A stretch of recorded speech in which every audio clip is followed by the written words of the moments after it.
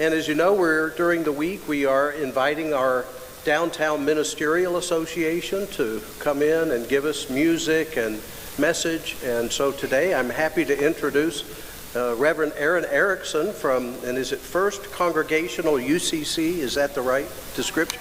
Okay, to our pulpit today.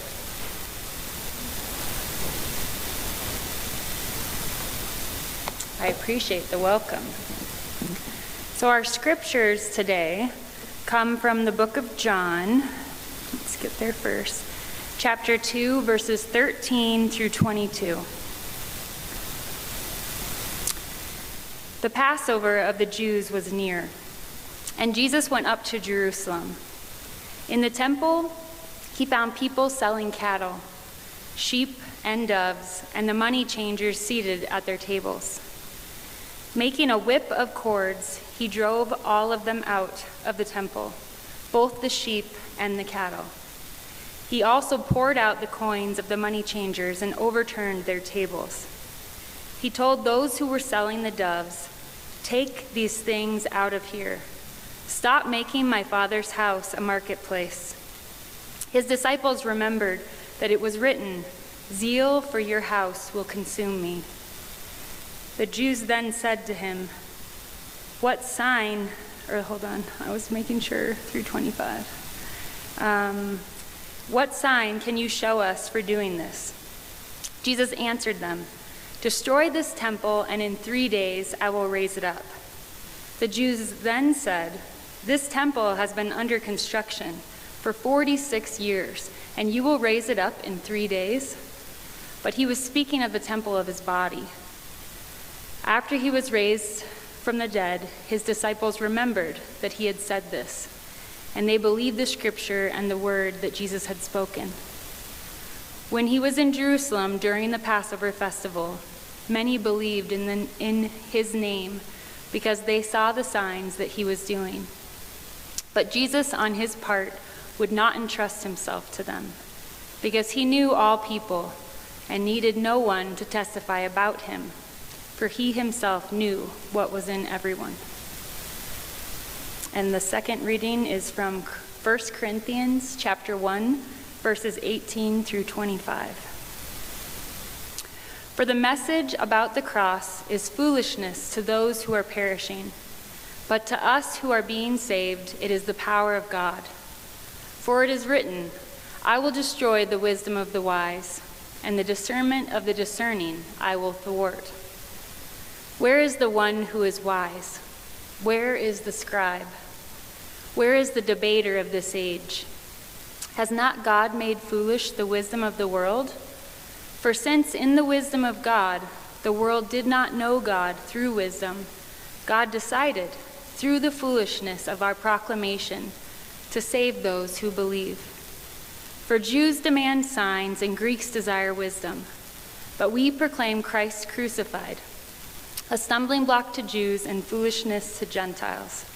But to those who are called, both Jews and Greeks, Christ, the power of God and the wisdom of God. For God's foolishness is wiser than human wisdom, and God's weakness is stronger than human strength." The word of the Lord. Thanks. So, in John 2, that we just read, verse 21, "But he was speaking of the temple of his body." The religious people did not get that day.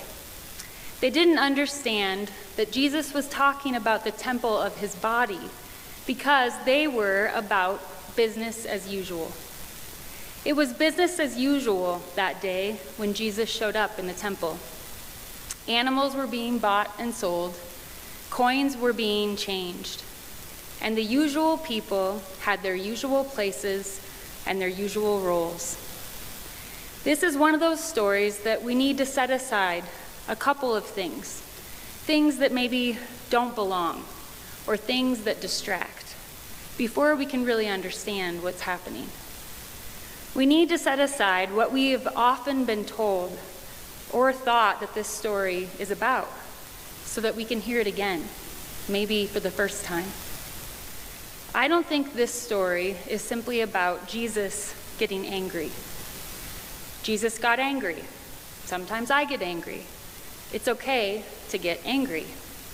That misses the point. There's more to this story than that. And I don't think it's about the animals or the money changers being in the temple.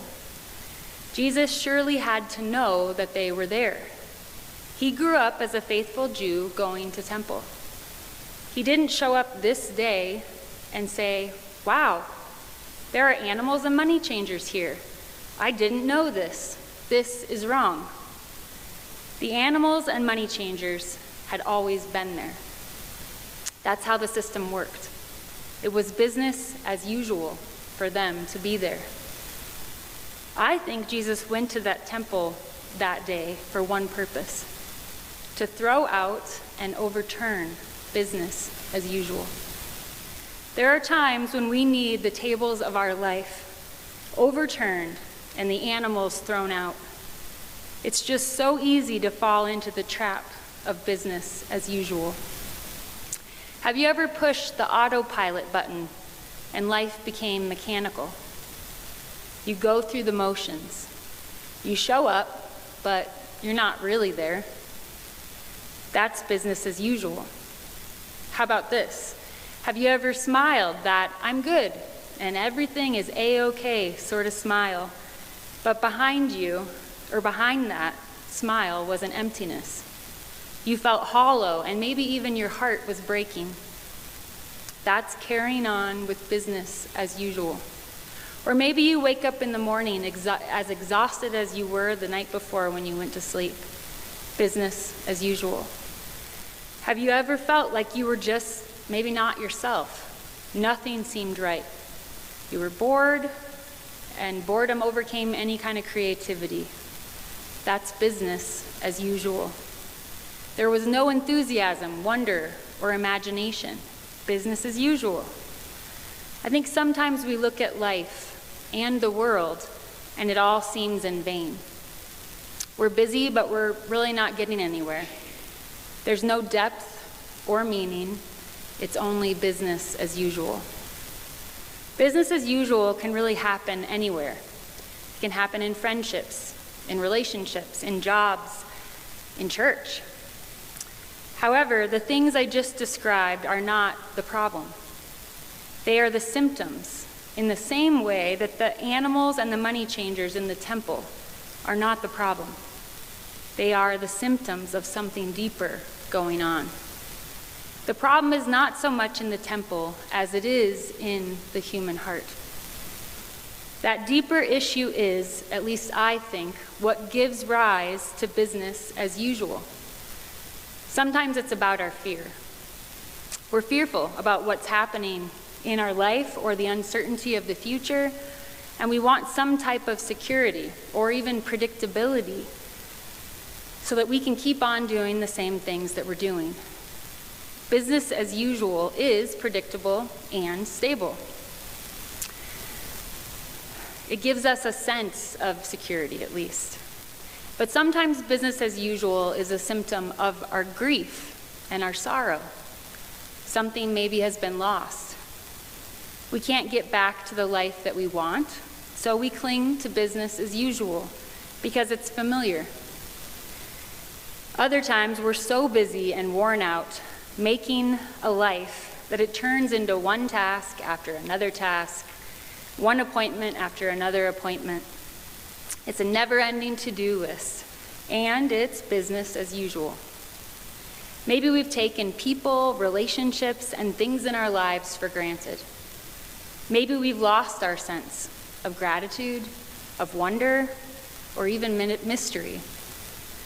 I do not say any of this as a criticism or a judgment of you or me or anyone else. I'm just naming what often happens to us. What has business as usual look like in your life?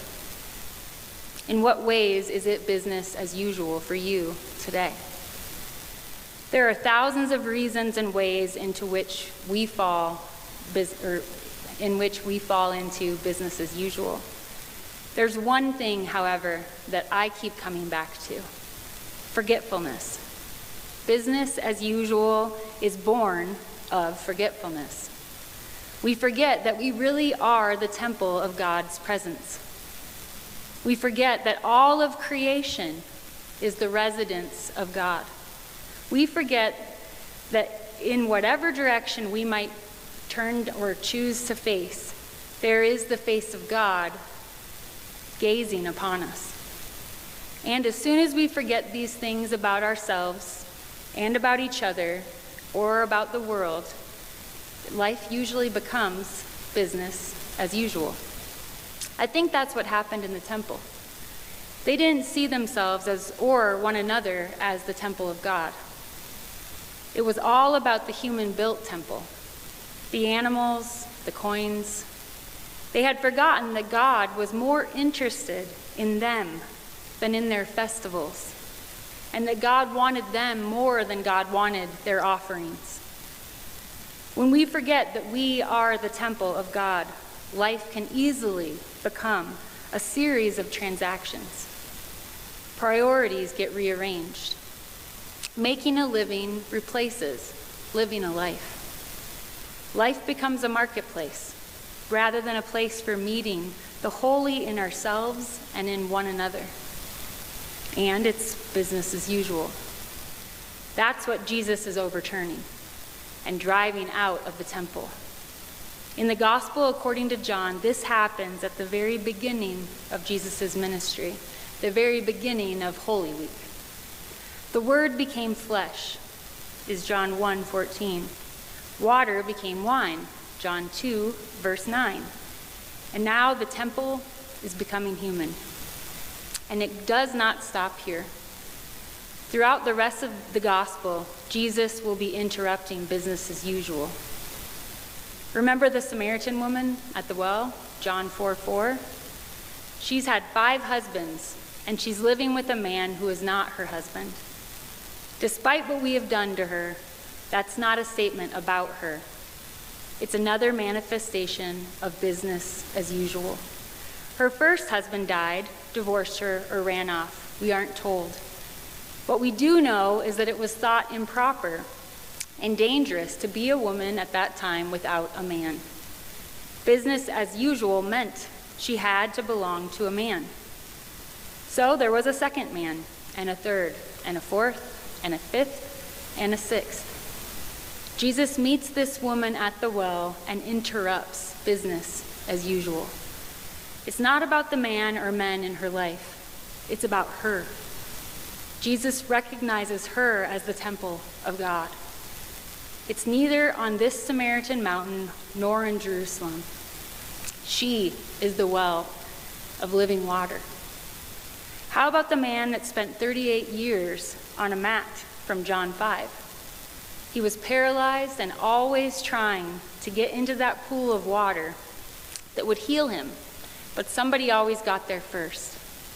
The same ground, the same mat, the same paralyzed legs, the same failed effort. It was 38 years of business as usual.